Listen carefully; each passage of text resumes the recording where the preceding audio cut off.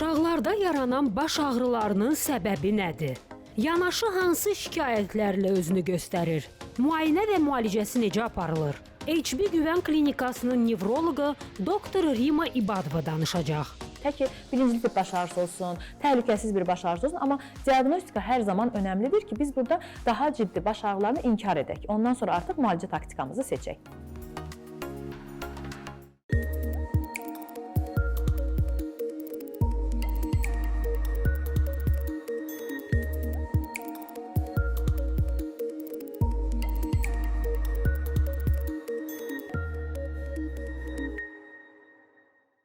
Hər vaxtınız xeyir olsun əziz izləyicilər. Mən doktor Dilbər Rahim. Səhhətimizin bugünkü buraxılışından hər birinizi salamlayıram. Verilişimizə Ege Hospitalda Reproduktiv Təbabət Mərkəzinin baş sponsorluğuna baxırsınız.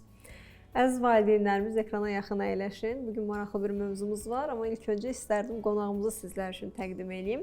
Bizim bugünkü qonağımız HB Güvən Klinikasının nevroloqu Rima İbadovadır. Necəsiz doktor? Çox sağ olun, yaxşı olun. Təşəkkürlər. Belə deyək, bugün danışırıq nədən? Uşaqlıq çağında olan baş ağrılarından danışacağıq. Uşaqlarda baş ağrısı niyə, nə səbəbə yaranır? Amma ilk öncə istərdim siz öz praktikanızdan bu haqda biraz danışasınız. Baş ağrıları uşaqlarda, xüsusən məktəb çağı uşaqlarda çox sıx-sıx rastlaşdığımız bir şikayətdir və bizə də sıx-sıx müraciət səbəbləri arasındadır. Hər yaşda təsadüf olunur. Bəzən valideyn gəlir, məsələn 3-4 yaşlı bir uşaq təbii ki, başım ağrıyır deyə bilmir, amma fərqli narahatçılıqlarla bunu biruzə verə bilir. Və valideyn gəlir ki, doktor 3 yaşında uşağın necə baş ağrısı ola bilər? Təbii ki, hər yaşda bu bir şikayət kimi ola bilər. Bizə müraciət olunanda biz xüsusən də 5 yaşa qədər olan uşaqlarda baş ağrılarına daha ciddi yanaşırıq. Çünki o yaşda olan uşaqlar baş ağrılarının altından daha orqanik, daha ciddi səbəblər çıxa bilər. Məktəb çağında olan baş ağrıları daha çox gərginlik tip, yəni birinci tip baş ağrılar və bunların içərisində daha çox gərginlik, psixogen, yəni yorğunluğa bağlı baş ağrıları olur. Təbii ki, bu dönəmdə də daha ciddi baş ağrıları ola bilər və bu araşdırılmalı və o gərginlik tip baş ağrısı deyə bilməyimiz üçün əlimizdə yetəri qədər, yəni həm instrumental, həm laborator müayinə metodları, anamnestik müayinə metodları bunlar bizim üçün çox önəmlidir. Ümumi götürsək baş ağrıları birincili və ikincili tip baş ağrılarına bölmək olar. Uşaqlarda daha çox rast gəldiyimiz təbii ki, birincili tip baş ağrılarıdır, amma ikinci tip baş ağrılarını da sıx-sıx görə bilirik. Nədir birinci tip baş ağrıları? Bunlar daha sıx rastlaşdığımız miqren tipli baş ağrılarıdır. Gərginlik tip dediyimiz baş ağrılarıdır, psixogen baş ağrılarıdır, kümə tipli baş ağrıları və sair tipli baş ağrıları. İkinci tip baş ağrıları isə hər hansı bir problemdən qaynaqlanan, yaranan, məsələn, beyin şişlərindən, beyin törəmələrindən, travmalardan sonra infeksiyon proseslər, meningit ensefalitə bağlı yaranan baş ağrılarıdır, beyin işemiyaları, yəni işemik və ya hemorajik insult, beyin insultlarından yaranan baş ağrılar. Bunlar artıq hər hansı bir orqanik səbəbə yönəlik baş ağrılar, yəni bunlar artıq ikinci tip baş ağrılardır. Və bizə bir pasient baş ağrı ilə müraciət edirsə, bu zaman biz artıq bu baş ağrının yəni ilkin diaqnozunu qoymalıyıq ki, bu həyat üçün təhlükəli bir baş ağrısıdırmı, yoxsa yəni düzdür, istənilən baş ağrısı. Bəziləri var həyat üçün təhlükə törədir, bəziləri var həyat keyfiyyətinə təsir edir. Yəni həyata təbii ki, miqren baş ağrısı olan bir insan həyatına təhlükə yaratmır bu baş ağrıları, amma həyat keyfiyyətini ciddi şəkildə pozur. Məsələn, məktəbdə, bəli, əlbəttə. Diskomfortdur başdan ayağa. Əlbəttə. Ona görə orada da bəzi kriteriyalar var, müalicə kriteriyaları. Məsələn, birinci biz diaqnozu qoyduq baş ağrıları və orada artıq əgər birincili tip baş ağrılardırsa, burada önəmli bir məqamda ağrı kəsici qəbuluna bağlı olan baş ağrılar, hətta bu beynəlxalq baş ağrı cəmiyyətində bunun adı abuzus tip baş ağrısı kimi adı keçir bunun. Davamlı ağrı kəsici qəbulu istifadə edən insanlarda həmin ağrı kəsicidən asılı baş ağrılar olur və bu baş ağrılar müalicə etmək digər baş ağrılarına nisbətən daha çətin olur. Ona görə birinci həkimə müraciət etmək, əgər bir şikayət varsa, həkim tərəfindən diaqnozunun dəqiq qoyulması və bundan sonra artıq və burada bir protokol var. Əgər miqren diaqnozu qoyduq, məsələn, söhbət miqrendən gedirsə, əgər ayda 1, ayda 2, yəni ayda 3 dəfəyə qədər olan baş ağrılarında sadəcə ağrı kəsici qəbul oluna bilər.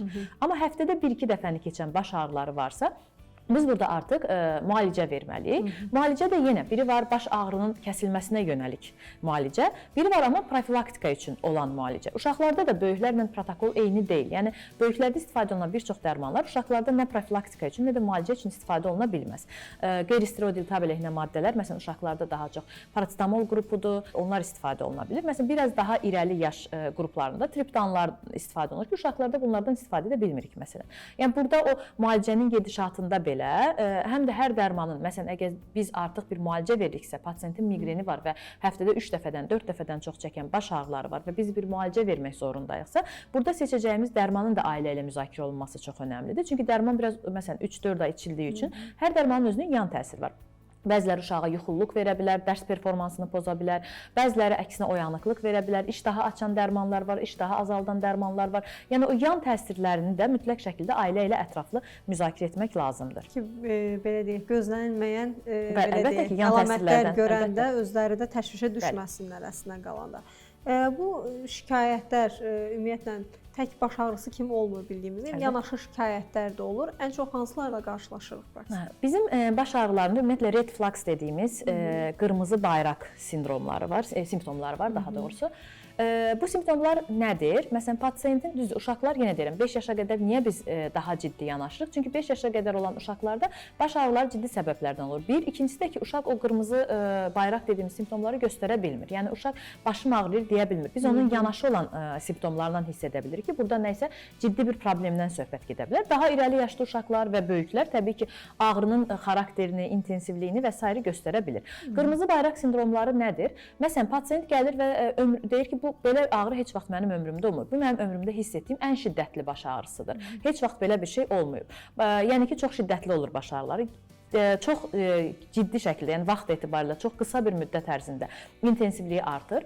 Yanaşı problemlər, yanaşı əlamətlər, məsələn, qusma, bulantı, ondan sonra epileptik tutmalar, şuur bulanıqlığı, şuurun get-gedə itməsi, yanaşı nevroloji qüsurlar, məsələn, parezlər görürük, baş ağrı ilə bərabər pasiyent nitqini itirir və ya qolunda, qıçında gücsüzlük olur, yerişini itirir, yeriş ataktik olur, yuxulu olur, baş ağrı ilə bərabər qızdırma varsa, baş ağrı get-gedə intensivləşirsə, məsələn, ilk düzdür, başlayıb tutan bir ay ərzində, amma bu bir ay ərzində gündən-günə daha pis olur, yanaşı simptom qoşulur, səhər bulantıları, səhər qusmaları, qida qəbulu ilə əlaqədar olmayan qusmalarımız varsa, kəllədaxili basınc artımı deyirik də, kəllədaxili hipertenziya və bu artıma səbəb olan əlamətlər ola bilər, iki görmə ola bilər, bulanıq görmə ola bilər. Ona görə baş ağrı ilə gələn pasiyentin dəyərləndirilməsində göz həkimlərinin, oftalmoloqların rəyi bizim üçün çox önəmlidir. Göz dibinin görmə etkiliyinin dəyərləndirilməsi. Ya bu baş ağrılar, elə baş ağrılar var ki, burada bizim dediyimiz, məsələn, pasiyentin bir beynində işemik bir proses baş verir və buna bağlı olan baş ağrısızsa, burada biz hər zaman deyirik ki, zaman beyindir.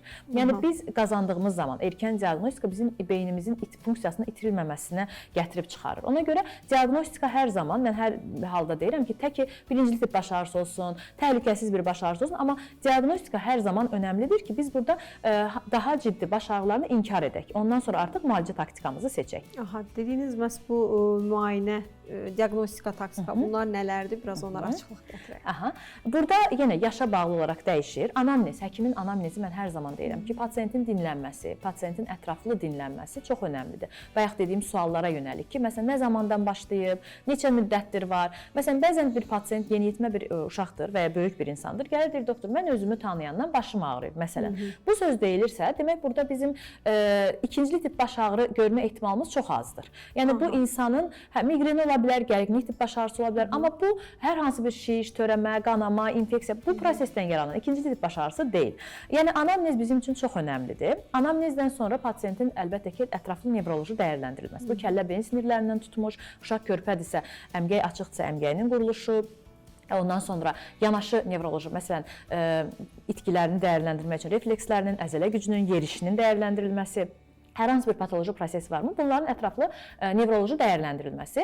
Ondan sonra artıq, təbii ki, hər baş ağrıyan pasiyentimizdə biz görüntüləmə istəmirik və burada bəzən hətta mən özüm elektroensefalogramma ilə də məşğul olduğum üçün bizə baş ağrı ilə gələn pasiyentlər ki, doktor, elektroensefalogramma edək, baş ağrısında elektroensefalogram informativ deyil. Əgər biz görüntüləmə yöntəmi istəyiriksə, burada maqnit rezonans görüntüləmə, MRT, əgər yox təcili bir durum, məsələn, travma və ya işemiya riski varsa, kompüter tomoqram, KT görüntüləməsinə, amma planlı şəkildədirsə, təbii ki, maqnit rezonans görüntüləmə istənilir. Laborator müayinələr çox önəmlidir. Burada bəzi qan dəyərlərinin, yanaşı orqan sistem problemləri düşünülürsə, orada olan problemlər üçün biokimya testləri, ümumi testlərimiz istənilir və təbii ki, multidisiplinar yanaşma deyirik. Məsələn, bizim burada az öncə vurğuladım, göz müayinəsi xüsusən məktəblilərdə görmə zəifliyinə bağlı olan baş ağrılarını çox sıx-sıx görürük. Ona görə göz müayinəsi bizim üçün çox önəmlidir.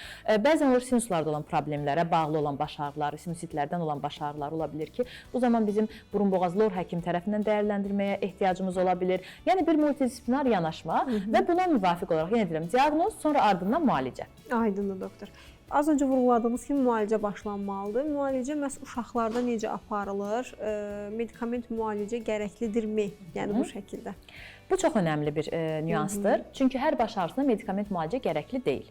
İlkin olaraq bizim qoyduğumuz, dediyim kimi, diaqnoz önəmlidir və əgər biz birincili tip baş ağrısı, xüsusən məktəblidirsə və gərginlik tip baş ağrısı diaqnozumuzu qoymuşuqsa, burada bizim tibdə də bio-behavior strategiyadır, bio-davranış strategiyası dediyimiz bir strategiya var. Bu protokolda da var. Çünki bir dərmanın zərəri və yararı var. Yəni təbii ki, faydası qədər zərəri də var və biz bir dərmanın əgər faydası çoxdursa o dərmanı verərik, zərər verəriksə vermərik. Nədir bio-davranış strategiyası? Xüsusən məktəblilərdə rejimin pozulması baş ağrılarına, xüsusən miqren və gərginlik tip baş ağrılarına gətirib çıxarır. Ona görə normal yuxu rejimindən başlanır hər şey. Normal gecə yuxusu, normal vaxtı-vaxtında qidalanma və nə ilə qidalanmaya diqqət etmək. Yəni bu el arasında fast food, abur-cubur və sair qidaların, qazlı suların kənarlaşdırılması.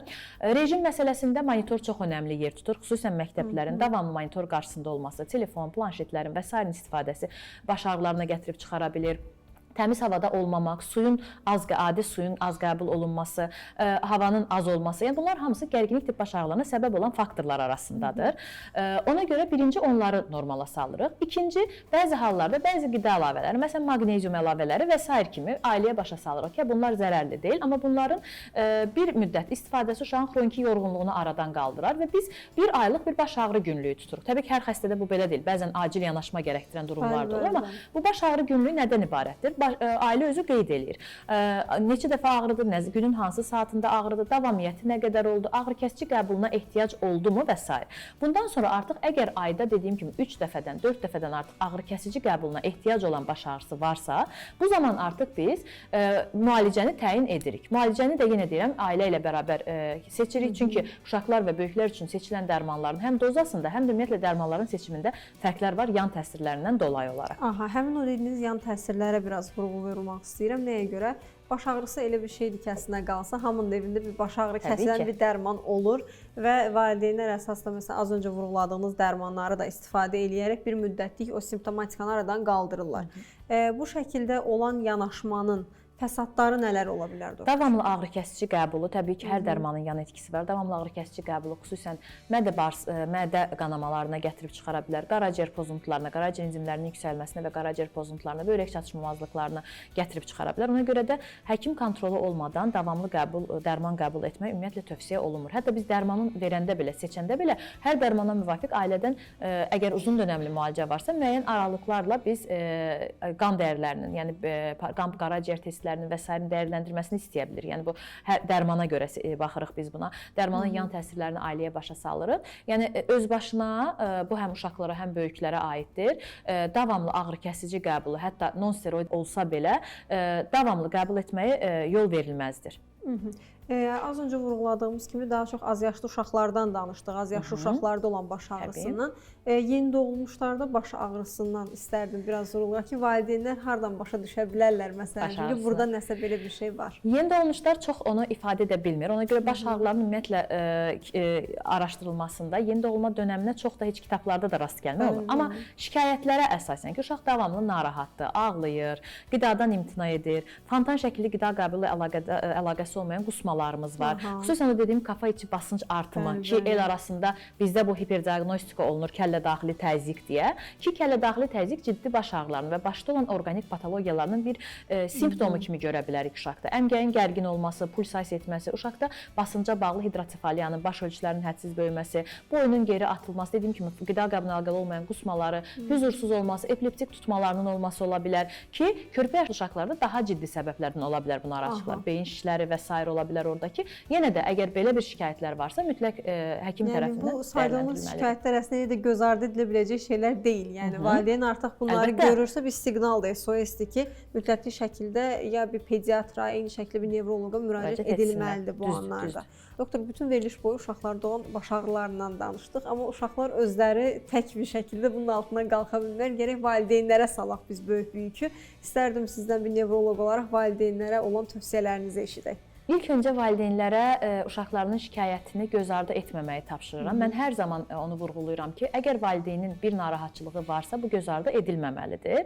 Ona görə valideynlər də övladlarına qarşı eyni şəkildə diqqətli olmalıdırlar ki, uşaqda bir şikayət varsa, vaxtında ən azından profilaktik olaraq pediatrlarına müraciət etsinlər. Çünki bəzən olur ki, həqiqətən də şişirdilmiş şikayətlər də görə bilirik. Anksiyetli bir valideyn, yəni həyəcanlı bir valideynin bir şikayəti abartdığını və uşağın özünün belə, məsələn, gərginlik tip baş ağrıları daha çox məktəblərdə psixoloji durumu gərgin, həyəcanlı, dərsə bağlı yorğunluğu olan uşaqlarda gördüyümüz və çox narahat olmadığımız bir hal olsa da, bəzi hallarda da valideyn göz ardı edir, amma altından çox ciddi bir səbəb çıxır. Bir neçə dəfə olub praktikamda beyin törəməsi, beyin şişi aşkarlanmışı, adi baş ağrılarından gələn pasientimizdə, adi əhval-ruhiyyə pozuntusu, depressivliklə gələn bir pasientin MRT görüntüləməsindən beyin şişi, alın payının şişini aşkarlanmışıq. Ona görə valideynin hər zaman diqqətli olmasını tövsiyə edirik. Birinci o, şikayətə qarşı çox məsuliyyətli yanaşsınlar. Tək baş ağrı deyil, burada övladlarının istənilən şikayətlərinə qarşı. İkinci məsələ, əgər bir baş ağrı diaqnozumuz qoyulubsa, biz bu diaqnoz, məsələn, dediyim kimi, məktəblərdə gərginlik tipi çox vurğulayıram, çünki daha çox uşaqlarda biz bunu görürük. Bu varsa, mütləq şəkildə uşaqlarının rejiminə diqqət etmələrini çox tövsiyə edirəm. Dərman müalicəsinə qaçmadan öncə, ağrı kəsici vermədən öncə çox zaman, çünki normal qidalanmama, normal günlük havada olmama, dərs yükünün ağır olması, uşağın normal yatmamağı, monitor qarşısında çox olmağı, bunlar çox ciddi baş ağrılarına gətirib çıxara bilən durumlardır. Və həqiqətən də çox sıx-sıx onu da görürük ki, valideynə mən bir 3 həftəlik kontrol vurğulayıram ki, bu dönəmdə biz buna diqqət edək, yenidən görüşək sizinlə. Əgər ehtiyac olarsa dərman müalicəsinə keçərik və həqiqətən də o yenidən görüş sırasında əməl edilibsə deyilənlərə çox zaman uşağın yetəri qədər heç dərmana ehtiyacı olmadığı halları görə bilirik. Yəni bu onu vurğulayır, göstərir ki, ilkin öncə ailədən, uşaq çünki körpədir, daha yeniyetmədir məsələn deyək, daha irəli yaşdadır. İstənilən halda valideynin nəzarətinə ehtiyacı var burada. Ki, yenə deyirəm, vaxtında əgər burada sadə bəsit baş ağrılarıdırsa, rejimdən bunu yoluna qoyaq, yox, əgər başqa daha ciddi problemlər varsa, onun da vaxtında aşkarlananda bir çox hallarda müalicə gecikməyəndə daha yaxşı nəticələr əldə edə bilirik. Təşəkkür edirəm doktor, həm tövsiyələrinizə görə, həm də bayaqki bütün məlumatlara görə. Mən təşəkkür edirəm. Ümid edirəm gələn verilişlərdə sizi burada görmə imkanımız olar. Təşəkkür edirəm. Təkrarlamaq istəyirəm ki, həm tamaşaçılarımız üçün, bizlər üçün ki, xatırlatma edək. Bizim bugünkü doktorumuz HP Güvən Klinikasının nevroloqu Rima İbadova idi. Təşəkkürlərimizi xoş bilirik.